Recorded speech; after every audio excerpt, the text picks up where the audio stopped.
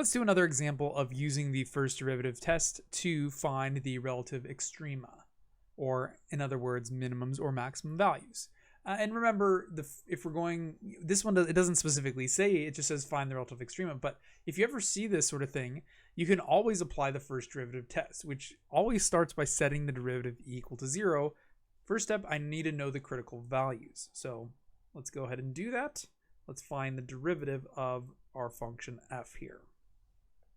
So here f prime would be equal to, well, that would be 12x squared minus 18x minus 30.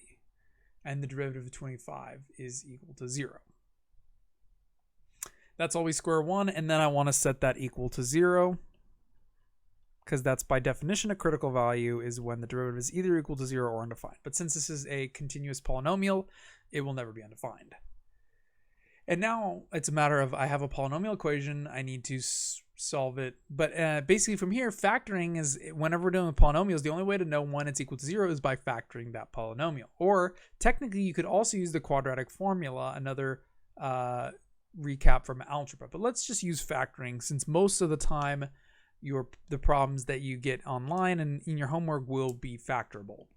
If you recall, the quadratic formula was x is equal to negative b plus or minus square root of b squared minus 4ac. All of that divided by 2a. And that can always be used to solve a degree 2 polynomial equation when it's set equal to 0. And actually, if we were to divide both sides by 6 first, that would make it easier, because every term in the polynomial is divisible by 6. This will just make the math a little bit easier, but can't always do that. And now, if I want to know the answers, again, I could try factoring this, but not always guaranteed to be factorable. Sometimes they're called prime when you can't factor them, but let's just see what we get. So I'd have x is equal to negative b. So b is negative 3, so this would be double negative 3, positive 3, plus or minus the square root of b squared. 3 squared is 9. Minus 4 times a times c. Minus 4 times 2 is 8. 8 times 5 is 40. And negative times negative is positive. And this would all be divided by 2 times a. A is 2, so 2 times 2 is 4. And so this would be, the discriminant is sometimes the interior of the square root, just a name for that in the quadratic formula. But notice the discriminant, 9 plus 40, of course, would make 49, which is a perfect square, meaning that that square root is just 7, because that 49 is a perfect square number. So that would be 3 plus or minus 7 over 4. And that gives me two answers here. So this would either be 3 plus 7 over 4, 10 over 4, or 3 minus 7 over 4, negative 4 over 4. And this would be reduced by 2 to 5 halves and negative 1. And those would be my two zeros. Again, going back to, well, what are we doing? What's the point? First step, take the derivative, set it equal to 0, solve. Those are called the critical values. So what we're concluding about this function is that it has two particular critical values. Critical value 1 is at negative 1, and the critical value 2 is at 2.5, or 5 halves, however you want to write that fraction, but two separate locations. And if I want to find the relative extrema, I could use the first derivative test, but essentially I need to find the critical values and then check around them to see, is the derivative nearby positive or negative? And basically how I would recommend remembering is, okay, I have these critical values. One's at negative 1, one's at 2.5. Check to the left and to the right and see what the derivative would be. So like I could check at negative 2 and at 0. And I could check at 0 and I could check at, say, 3.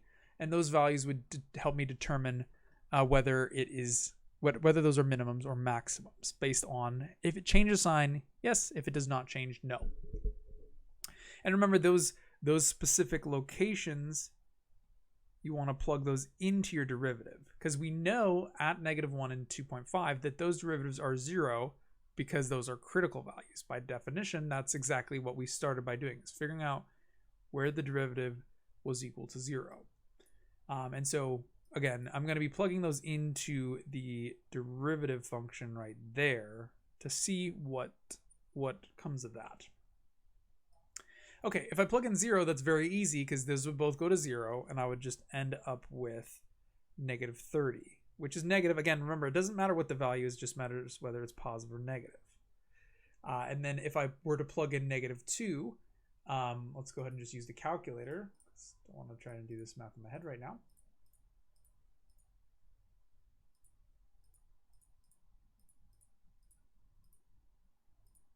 It's a lot of negatives, but notice that those would be double negatives. This would be double negatives. This appears to be a positive number just because I have a positive plus another positive -30. Yeah, this will definitely be positive. So notice this, the critical value of -1 kind of looks like a 2. So let me rewrite that as -1. Critical value of -1 changes from positive to negative. And again, this indicates maximum because it's going up, increasing to decreasing. Because remember, positive derivative means it's increasing over here. Negative derivative means it's decreasing. So this would be the top of the hill. This would be correspond to a local or relative maximum. Again, it could be absolute. We don't know without doing further testing. But the first derivative test only tells us where the local mins and maxes are. To find whether they're absolute, we need to go a little further. And then looking at this one, we also would need to check what about at 3. This should be negative as well. Look, actually, no, never mind. Let's just go ahead and double check. Not take any guesses, but that will be very, very big number, minus 18 times 3, minus 30. Actually, yeah, this will also be positive. Notice what we end up getting is I typed something in wrong.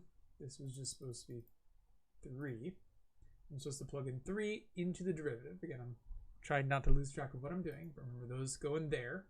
And this is positive. Basically, the derivative of f at 0 is negative, meaning it's decreasing, changing to increasing. So this will correspond to a local minimum at the value.